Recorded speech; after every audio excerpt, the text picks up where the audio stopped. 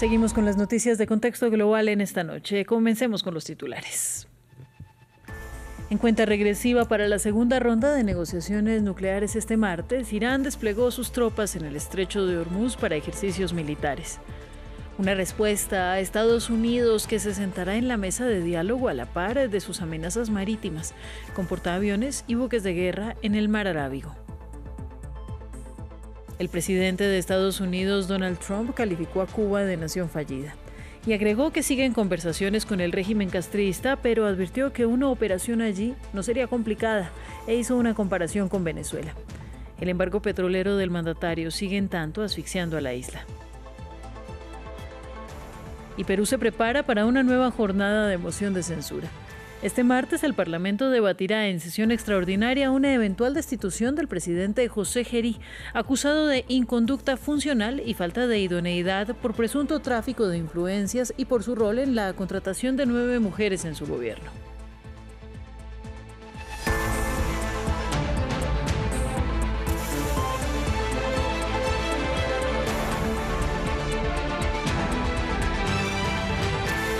Comenzamos en Medio Oriente. Irán desplegó este lunes sus tropas en el estrecho de Hormuz para llevar a cabo ejercicios militares de duración indeterminada. Una decisión que llega luego de las amenazas marítimas de Estados Unidos, con el despliegue de portaaviones y buques de guerra en el mar Arábigo. Ambos países exponen su fuerza antes de que este martes mantengan su segunda ronda de conversaciones nucleares en Ginebra. Negociaciones que son mediadas por Omán. Veamos el informe de Marta Moya. La Guardia Revolucionaria iraní enseña los dientes. El brazo ideológico del ejército de Irán inició este lunes ejercicios militares en el estrecho de Hormuz, una vía estratégica para el tránsito del 20% de la producción mundial de petróleo, controlada parcialmente por la República Islámica. Esto a pocas horas de que dé inicio en Ginebra, Suiza, la segunda ronda de negociaciones nucleares con Estados Unidos, mediadas por Omán. En la víspera, el canciller iraní se reunió con el jefe de la Agencia de Energía Atómica, Rafael Grossi. La agencia de noticias iraní Tasnim, vinculada a la Guardia Revolucionaria, señaló: Irán estableció 2 condiciones para entablar nuevas negociaciones con Estados Unidos mediante contactos regionales, ambas aceptadas por la parte estadounidense. 1. Aceptación del principio de enriquecimiento. 2. Negociaciones exclusivamente nucleares.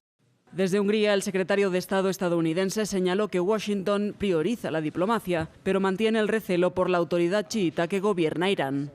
Lo dije ayer y lo repetiré hoy. Tenemos que entender que Irán en última instancia está gobernado y toma sus decisiones bajo la autoridad de clérigos chiitas radicales, ¿de acuerdo? Estas personas toman decisiones de política basándose en pura teología, así es como deciden. Por eso es difícil llegar a un acuerdo con Irán. Siempre hemos dicho que es difícil, pero vamos a intentarlo.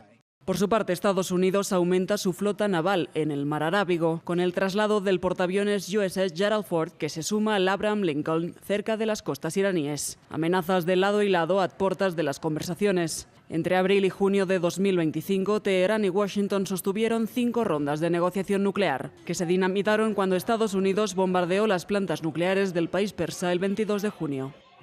Y continuamos en la región. La autoridad palestina pidió ayuda internacional para evitar que Israel anexione de facto territorios de la Cisjordania ocupada. Lo hizo en respuesta a la aprobación del gobierno de Benjamín Netanyahu de una medida que permite registrar zonas del territorio palestino como propiedad israelí.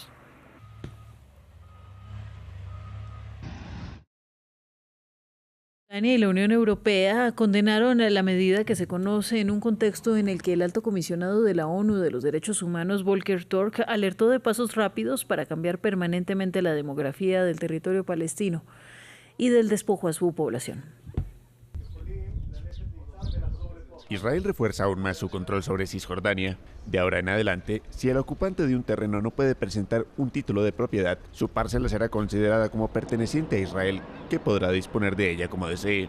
Una medida que tiene como objetivo facilitar a los colonos israelíes adquirir tierras en Cisjordania. Para los palestinos que viven en estas zonas, es difícil probar jurídicamente que son propietarios, porque las parcelas se transmiten de generación en generación desde hace décadas y no existen documentos ni catastro para registrarlas. Los palestinos están obligados a probar que esas tierras les pertenecen, pero eso es imposible para ellos. Así, Israel podría apoderarse del 83% de la zona C, es decir, aproximadamente la mitad de Cisjordania.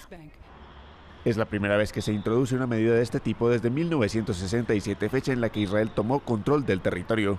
El primer ministro Benjamin Netanyahu considera que el nuevo decreto es esencial para la seguridad de su país, mientras que para la Autoridad Nacional Palestina esto equivale a una anexión.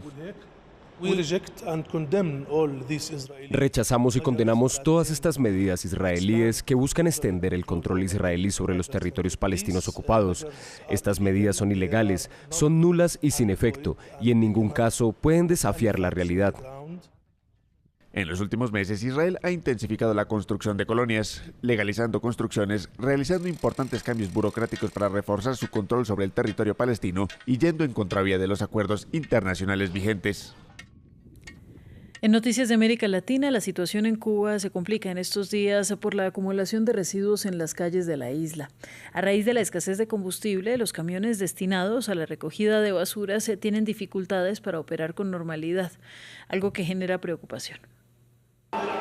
Los residuos eclipsan La Habana. La crisis de combustible en Cuba también afecta a la recogida de basuras del país caribeño. En la capital, los camiones no tienen suficiente gasolina para realizar sus funciones habituales, dejando a su paso un rastro de desechos que se acumulan en las esquinas habaneras. Un perjuicio que afecta a la salud pública de los vecinos. Mucho basurero. Y ahora con el problema del petróleo, más todavía. Yo sugiero que muchachos que no trabajan, ¿viste? O los presos que los saquen a recoger la basura, yo no sé algo, porque el basurero no para. Y ahora con este problema del petróleo, mucho menos. Nosotros estamos ahí desde antes del problema del petróleo y ahora es grave, crítico, bien crítico. Pero pienso que es una de enfermedades, pero que provoca la basura. Por favor, que hagan algo con esto. El medio oficialista Cuba Debate informó a principios de febrero que La Habana utiliza en estos momentos entre el 37 y el 44% de sus medios técnicos para la recogida de basuras, con 44 camiones funcionando de una flota de más de un centenar. Un problema que es transversal en toda la isla y que de fondo tiene el bloqueo petrolero impuesto por Estados Unidos, con amenazas arancelarias a países terceros que exporten combustible a una Cuba a la que se le acumulan los problemas y los residuos. Y el presidente de Estados Unidos, Donald Trump, calificó a la isla como una nación fallida mientras mantuvo el embargo petrolero que paraliza el territorio. El mandatario dijo, sin embargo, que continúa en comunicaciones con el gobierno de Miguel Díaz-Canel y reiteró su amenaza al asegurar que una operación contra Cuba no sería muy diferente de su acción contra Nicolás Maduro en Venezuela. ¿Le está advirtiendo a Cuba que haga un trato? ¿En qué consiste el trato? ¿Qué quiere que hagan? Cuba es ahora una nación fallida, ni siquiera tienen combustible para aviones, están obstruyendo sus pistas. Estamos hablando con Cuba ahora mismo y Marco Rubio también. Y deberían llegar a un acuerdo, porque es una verdadera amenaza humanitaria. Ya veremos cómo resulta todo, pero Cuba y nosotros estamos hablando. Mientras tanto, hay embargo, no hay dinero, no hay petróleo, no hay nada. Si no se llega a un acuerdo, ¿consideraría una operación como la de Venezuela? No quiero responder a eso. ¿Por qué lo haría? Si lo quisiera, no sería una operación muy difícil, como puedes imaginar, pero no creo que sea necesario. Este martes 17 de febrero, el Parlamento de Perú debatirá en una sesión extraordinaria una moción de censura contra el presidente de 39 años, José Geri. Se le acusa de inconducta funcional y falta de idoneidad por presunto tráfico de influencias y patrocinio ilegal de intereses, tras conocerse una cita encubierta con un empresario chino que hace negocios con el gobierno. Y el Ministerio Público también le inició este viernes pasado una investigación preliminar por su presunta intervención en la contratación de 9 mujeres en su gobierno. Yo estoy de acuerdo que no sea censurado por poco tiempo que le queda de la presidencia, de gobernar en este caso, ¿no? Sugiero que se termine su periodo hasta el 28, que solamente falta como 2 o 3 meses. No considero justo pues que lo vaquen antes de tiempo, ¿no? Vamos a Colombia. La unidad de búsqueda de personas desaparecidas, encargada de identificar más de 135.000 desaparecidos en 6 décadas de conflicto, anunció el hallazgo de los restos de Camilo Torres, sacerdote católico conocido por militar en el grupo rebelde Ejército de Liberación Nacional, ELN, quien murió en combate en la década de 1960. La unidad de búsqueda de personas fue creada en virtud del acuerdo de paz de 2016 entre el gobierno y la guerrilla de las Fuerzas Armadas Revolucionarias de Colombia, FARC. Estas personas incluyen desaparecidas forzosamente por paramilitares de derecha, grupos rebeldes y fuerzas de seguridad del Estado, a quienes se vieron obligados a unirse a grupos armados, a soldados desaparecidos en combate y otros. Y este lunes se cumplió el tercer día de cierre parcial del gobierno en Estados Unidos, que afecta principalmente al Departamento de Seguridad Nacional y varias agencias federales. Aunque el Congreso aprobó un paquete de financiación hasta el final del año fiscal, este no incluía fondos para la seguridad nacional. Legisladores demócratas se niegan a respaldar cualquier plan presupuestario sin que se implementen reformas al servicio de inmigración. Nos cuenta Jesús Yajure. El cierre parcial del gobierno federal cumplió su tercer día sin signos de acuerdo o compromisos sobre el presupuesto destinado al Departamento de Seguridad Nacional. El cierre parcial o shutdown comenzó el sábado cuando expiró la resolución del Congreso que extendió por 2 semanas los fondos a seguridad nacional. En el centro de la disputa, los cambios propuestos al Servicio de Control de Inmigración, ICE, tras los tiroteos en Minnesota en los que fueron asesinados René Good y Alex Pretty. El cierre afecta a agencias federales y miles de trabajadores que no podrán recibir salario, como la TSA, que administra la seguridad en el transporte, y también a FEMA, el organismo para el manejo de desastres, la Guardia Costera, el Servicio Secreto, aduanas e inmigración. Los demócratas presentaron a los republicanos una lista con reformas a ICE que incluyen el requisito de órdenes judiciales para el ingreso a domicilios, el fin de las detenciones o registros basadas en perfiles raciales, el uso de cámaras corporales y uniformes estándar, prohibir el uso de máscaras y el uso obligatorio y visible de identificación de sus agentes. Un reporte de la agencia Reuters basado en revisión de registros judiciales determinó que tribunales federales han dictaminado más de 4.400 veces que ICE encarceló a personas ilegalmente, pero la Casa Blanca no está dispuesta a ceder en las restricciones y considera el requisito de órdenes judiciales y la prohibición de máscaras como excesivas y poco realistas, mientras las negociaciones están estancadas. Tom Homan, el zar fronterizo de Trump, afirmó el domingo que las exigencias de los demócratas son irrazonables y afirmó que los agentes de ICE necesitan ocultar su identidad por razones de seguridad. Aerolíneas estadounidenses y la Asociación Hotelera y de Alojamiento advirtieron que la ausencia de fondos a sectores y trabajadores esenciales afectará las operaciones de seguridad y tendrá impactos negativos en la economía. El gobierno de Reino Unido quiere prohibir que los menores de 16 años utilicen redes sociales. El proyecto de ley podría ser presentado antes de junio y sería similar al adoptado en Australia, primer país del mundo en prohibir estas plataformas para niños y adolescentes. El gobierno británico también hará una reforma a su ley de seguridad en línea para imponer controles sobre chatbots de inteligencia artificial.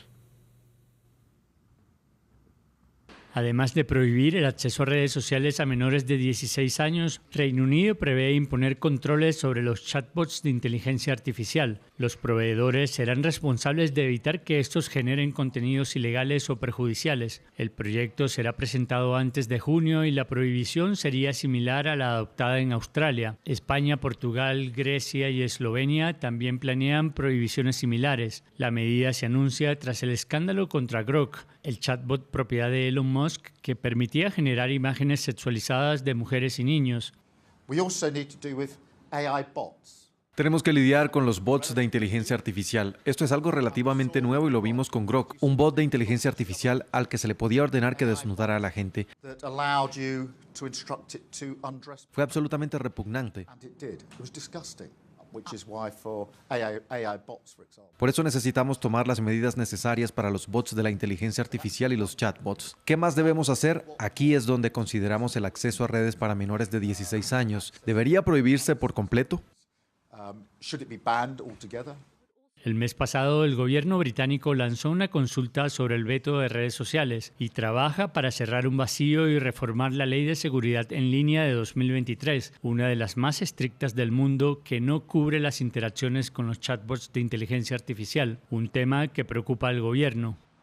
Me preocupan estos chatbots con inteligencia artificial, como también le preocupa al primer ministro, por el impacto que están teniendo en los niños y los jóvenes. Algunos niños están estableciendo relaciones personales con sistemas de inteligencia artificial que no se diseñaron teniendo en cuenta la seguridad infantil. El respaldo a las restricciones a redes sociales para jóvenes crece. En noviembre, Dinamarca anunció un acuerdo político para prohibir estas plataformas a menores de 15 años, mientras que en Alemania un grupo socialdemócrata se sumó a conservadores de su coalición para pedir al gobierno medidas similares. Fin del informativo. Buenas noches.